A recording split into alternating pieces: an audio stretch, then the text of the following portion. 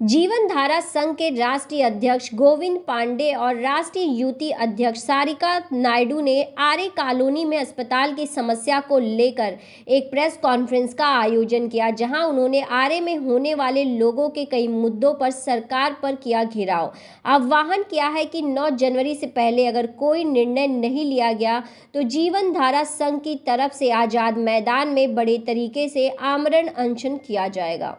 ये press conference जो आयोजित की गई है वो आर्य रुग्णालय है, जो आर्य कॉलोनी में एक ही हॉस्पिटल है और वो हॉस्पिटल सिर्फ 50 साल पुराना है। वो दूध वालों के लिए चालू की गई थी, लेकिन यहाँ पे अभी 4.5 लाख की आबादी है आर्य कॉलोनी के अंदर और एक ही हॉस्पिटल है और वहाँ से आने जाने के लिए रोड पे एक्सीडेंट होता है। यहाँ पे तेंदुए की बहुत सारी प्रॉब्लम्स है। इसके लिए हम लोग ने यहाँ पे ये सब देखते हुए जो आर्य कॉलोनी में जो रुग्णालय है अभी प्रेजेंट टाइम पे वो 50 साल पुराना, जिसकी हालत ऐसी हुई है ना कि मतलब खाट जो वहाँ पे 18 से 20 खाट है, उसकी भी हालत टूटी फूटी हुई है एकदम से। और एक डॉक्टर आता है सुबह, वो जो 2 घंटे में चले जाता है वहाँ से, तो वो दूध वाले के लिए भी तो पूरे लोगों के लिए वो सुविधाएं नहीं मिलती है। और जब 4.5 लाख की आबादी अगर आर्य कॉलोनी में हुई है तो सुविधा सबको मिले, क्योंकि वहाँ से 6 से 7 किलोमीटर की दूरी पे ट्रॉमा हॉस्पिटल है, वहाँ जाने के लिए टाइम लगता है। गोविंद जी, इससे पहले भी आप लोगों ने कुछ आंदोलन वगैरह किया था 1 साल पहले, कुछ पॉइंट्स पे उन्होंने हामी भी भरी थी, क्या था ये पूरा मामला, जरा विस्तार से बताइएगा। हम लोगों ने 11 नवंबर 2021 को आंदोलन किए थे।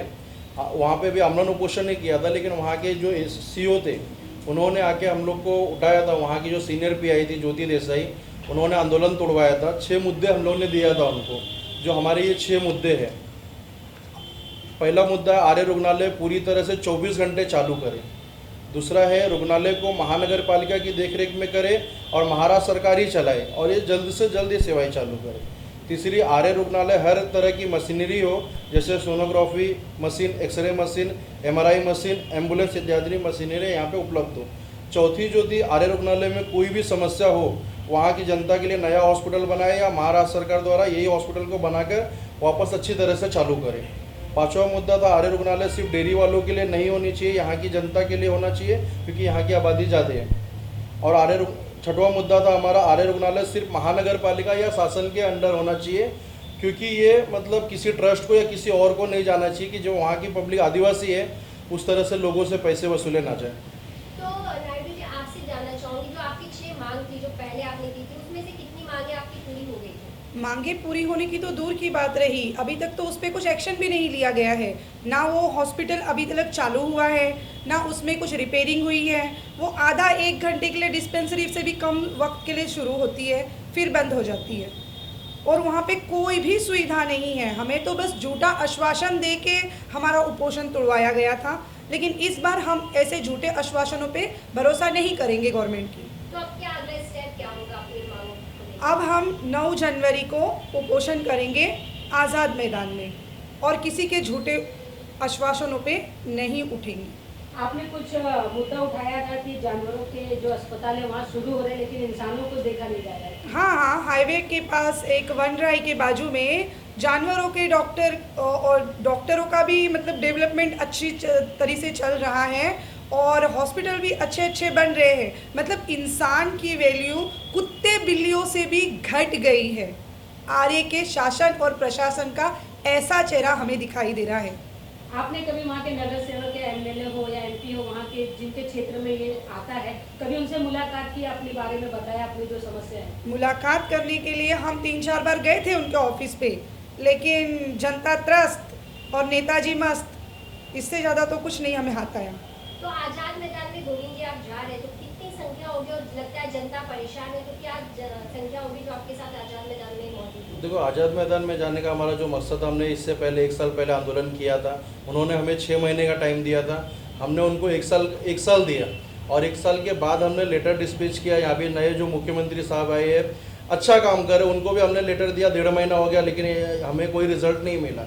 और जो आज़ाद मैदान जा रहे हैं, हम लोग ज़्यादा संख्या में होंगे, लेकिन यहाँ पे पुलिस वालों का कहना है कि कोरोना बढ़ रहा है, बहुत सारी चीज़ें बढ़ रही, तो हम लोग इससे पहले भी जो आंदोलन किए थे वो कोरोना के टाइम पे ही किए थे। तो चाहे हमारी संख्या चाहे 4 की होगी या 400 की होगी, हम लोग आंदोलन करेंगे और जनता के लिए मतलब जो भी चीज़ें वो रिजल्ट लेकर आएंगे। तो गोविंद जी, आपने इतनी सारी समस्याएं बताई, क्या लग रहा है इन समस्याओं से कितनी जनता है जिनको इन समस्याओं का सामना करना पड़ रहा है? देखो वहाँ पे कम से कम तकरीबन 4.5 से 5 लाख की पब्लिक है और वहाँ पे एक आमदार है, एक खासदार है, 2 नगर सेवक है। वहाँ पे वोट मांगते सब वोटर्स भी है, वहाँ पे वो वोटों की भीख मांगने आते हैं, लेकिन आज जनता के लिए कोई काम नहीं करना है उनको। तो क्या लगता है, अब आपने मुख्यमंत्री से भी बात कर ली, आपने सबसे मदद मांग लिया, किससे आपकी आशा है कि जो आपकी जो समस्या है वो सुन सकते हैं? देखो ये हमने अभी तो सबको लेटर डिस्पैच किया है, मुख्यमंत्री साहब को, उप मुख्यमंत्री को और ये तानाजी सावंत को जो हमारे मतलब हेल्थ मिनिस्टर है।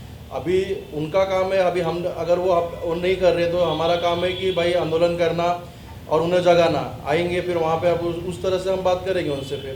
तो आपकी क्या कितनी मांगे होंगी जिन मांगों को लेकर आप 9 को आंदोलन करने वाले हैं? उससे पहले आपकी मांग ली जाती है तो क्या ये आंदोलन नहीं होगा? अगर हमारी मांग, आज प्रेस कॉन्फ्रेंस का भी मकसद यही रहा है कि अगर हमारी मांग पूरी होती है तो हमें प्रेस कॉन्फ्रेंस करने की या फिर आंदोलन करने की कोई ज़रूरत नहीं है। तो क्या क्या आपकी मांग है सरकार से? हमारी 6 मांगे हैं। जो हॉस्पिटल पूरी तरह से बनाया जाए और पब्लिक सेवा के लिए हो, दूसरा, और उसके बाद वो किसी ट्रस्ट को ना दिया जाए, वहाँ की जनता के लिए हो, महानगर पालिका या शासन के अंदर हो। और उसके बाद यहाँ पे मतलब और यहाँ पे जो हमारी मशीनरी है, sonography machine, xray machine, ambulance इत्यादि चीज़ों की वहाँ पे पूरी तरह से उपलब्ध हो। आर्य रुग्णालय में कोई भी समस्या हो, दूध वालों के लिए ना हो, सिर्फ वहाँ की जनता के लिए, जैसे वोट मांगते हैं वहाँ की 4.5 लाख पब्लिक के लिए वो हॉस्पिटल हो। और आर्य रुग्णालय में सिर्फ आर्य रुग्णालय महानगर पालिका में कोई ट्रस्ट को ना दिया जाए। तो रेड्डी जी, आप ये जो जनता की समस्या को लेकर जहाँ तक का मुझे पता है, हम एक एनजीओ के लिए काम करते हैं और हमारा काम ही सोशल वर्क है।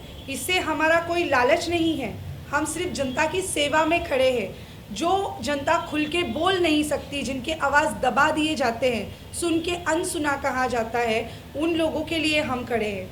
हमें वहाँ पे हॉस्पिटल बना के इसलिए चाहिए क्योंकि वहाँ से बहुत गौर से गरीब लोग हैं। कितने लोगों के घर पे लाइट नहीं है, रहते वो लोग 30 साल 50 साल ऐसे जूने लोग हैं, लेकिन उनके घर पे लाइटों की भी सुविधा नहीं है। तो वो जनता क्या लोगों के सामने अगर बात करनी हो तो क्या वो अपनी समस्या को रखने के लिए तैयार है? वहाँ की जनता खड़ी होगी? ज़रूर। नायडू जी, ये जानना चाहेंगे, जब आप वहाँ पे सर्वे कर रहे थे तो जंगली जानवर का जो हमेशा से रहा है कि वहाँ पे खौफ रहा है, तो ऐसे में जब जानवर वहाँ पर अटैक करते हैं तो ऐसे लोगों को अस्पताल के लिए सबसे पहली सुविधा क्या मिलती है? उनको अस्पताल के लिए कोई सुविधा नहीं मिलती।